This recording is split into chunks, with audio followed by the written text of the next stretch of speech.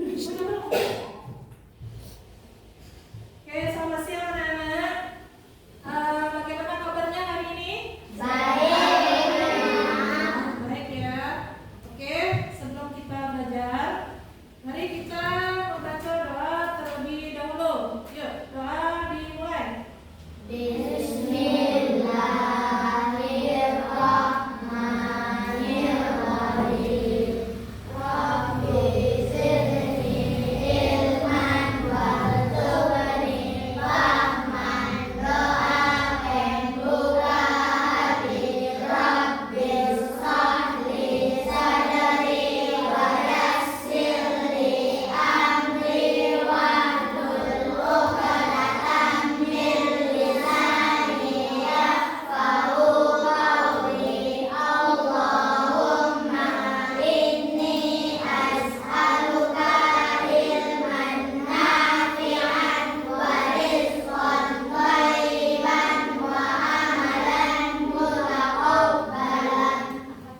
Oke, alhamdulillah kita sudah membaca doa sebelum belajar.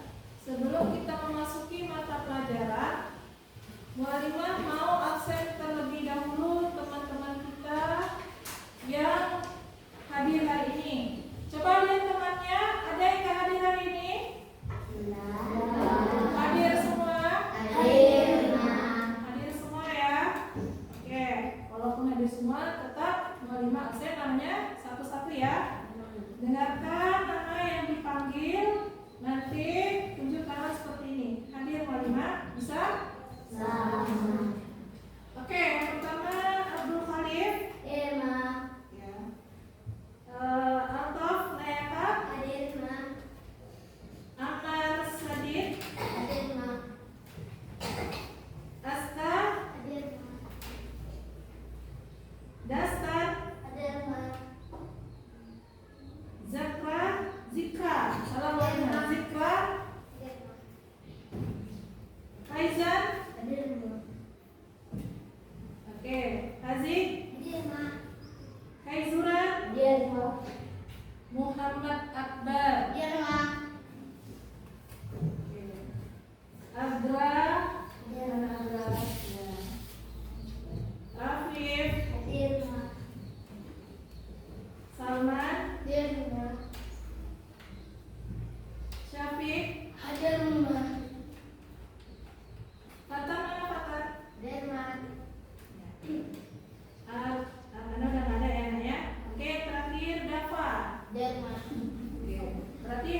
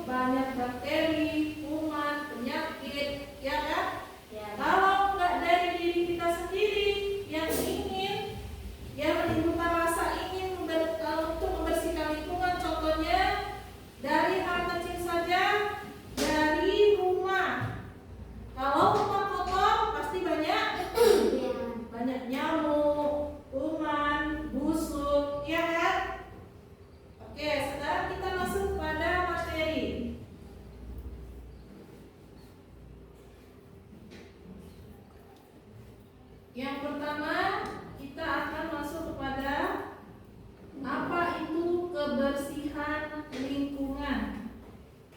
Oke, perhatikan ke depan semuanya. Nah, pengertian kebersihan lingkungan.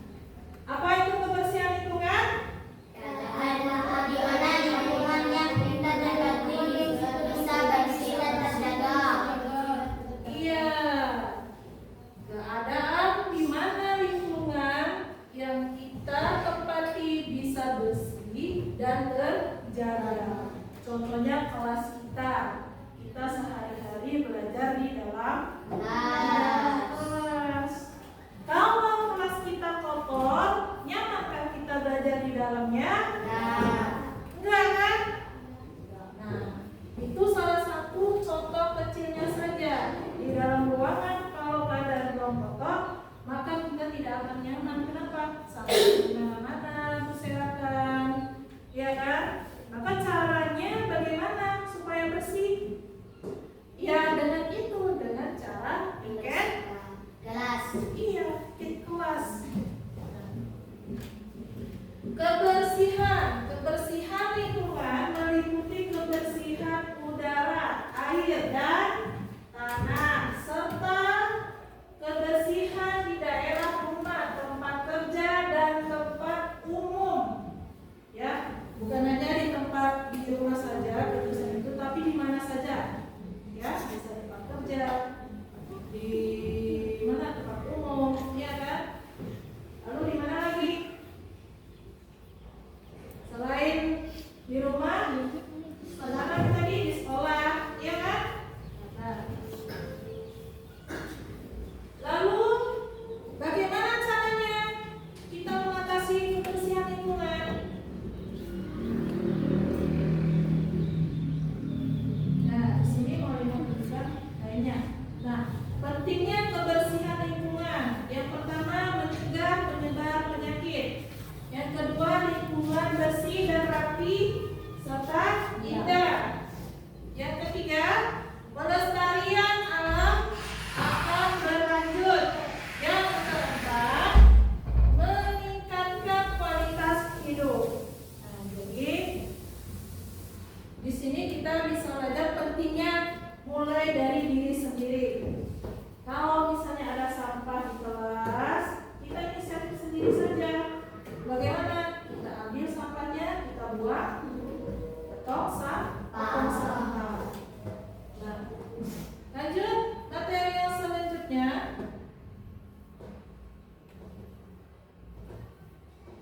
Dampak buruk lingkungan kotor.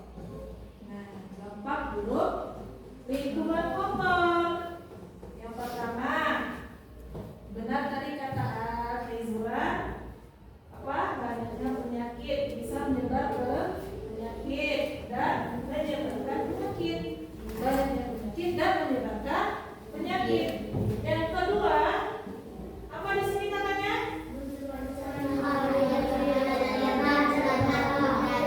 Iya, pencemaran air, tanah, dan udara. Tadi sudah ada penjelasan yang sebelumnya. Lanjut, apalagi barusan? Apalagi?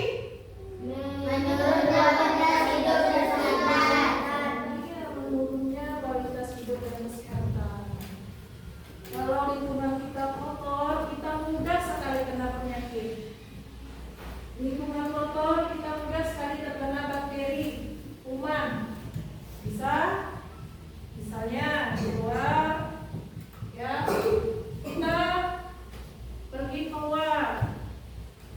Terus lingkungan di luar itu kita main-main, keadaan lingkungannya kotor.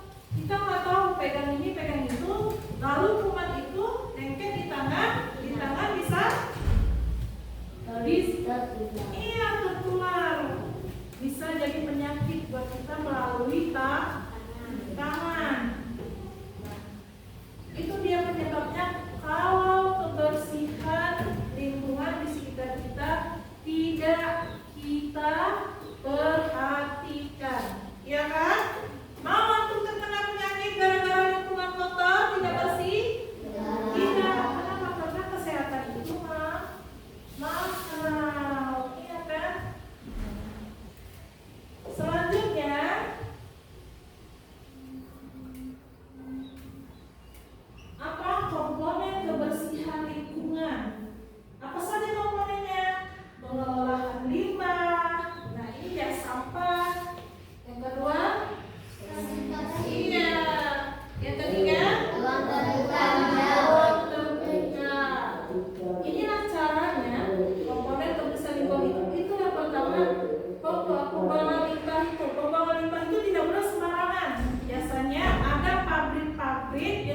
bertanggung jawab membuang limbahnya kemana?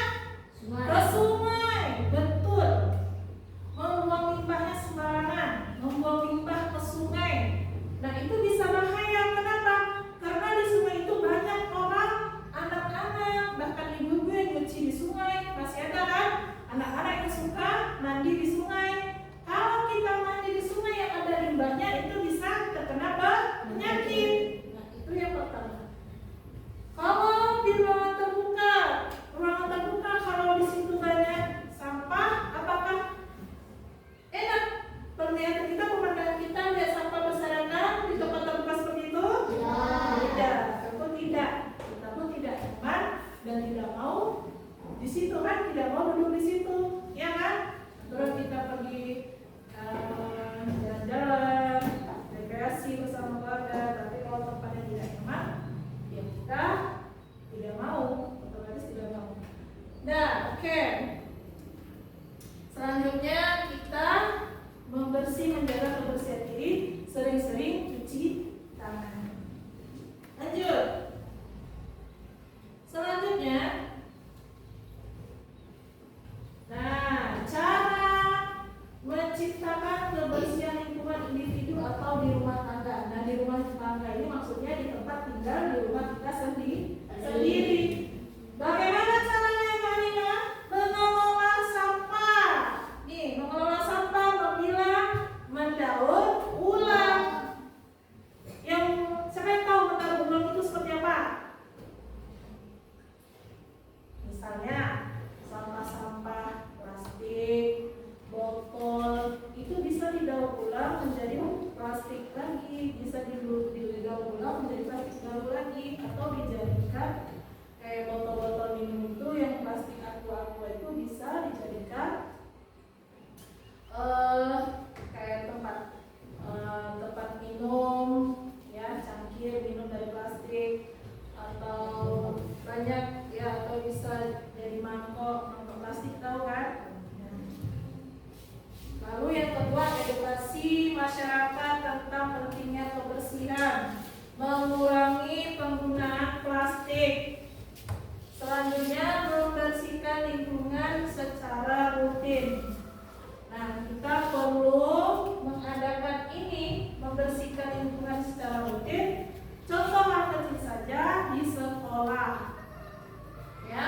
Terus edukasi masyarakat, kita memberitahu masyarakat bahwasanya kebersihan lingkungan itu sangat penting. Nah, yang selanjutnya yaitu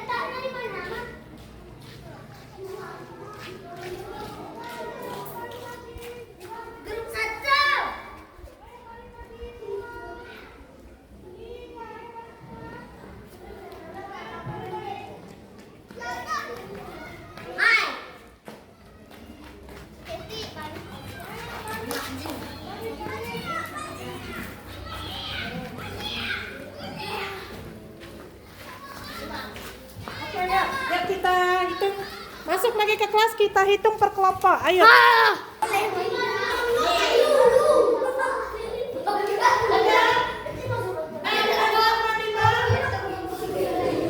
A, grup B, grup C, grup D. Oke. Sekarang kita hitung yang grup pertama. Coba grup A hitung berapa ada sampai A?